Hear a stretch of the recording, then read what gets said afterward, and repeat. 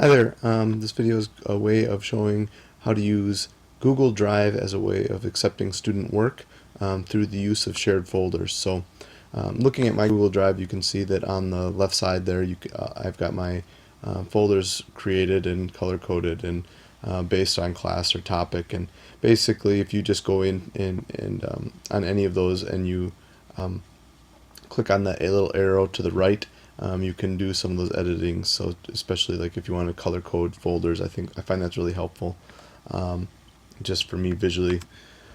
But if I'm looking at using my drive to accept student work, what I've done this semester is create folders.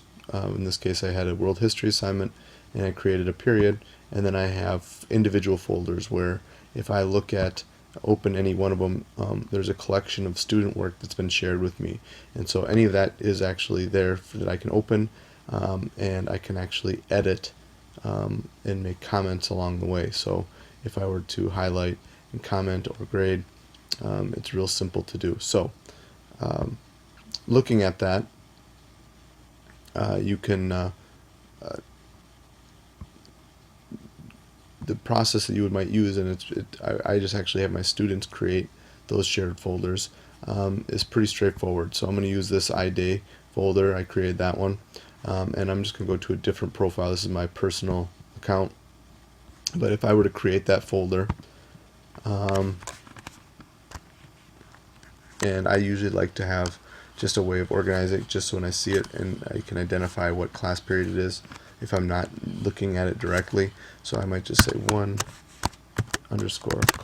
That's what I used before, and so I create this folder, and kids can either then just click on that folder once it's been created, and there's that plus share, or you can actually just hit period, and it allows you to set up a shared folder. Now I can just add my email, and I leave it to edit. I actually ask kids not to email me, and then it's shared.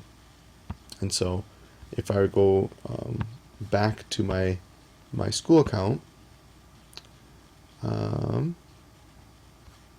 will see in the shared with me a folder.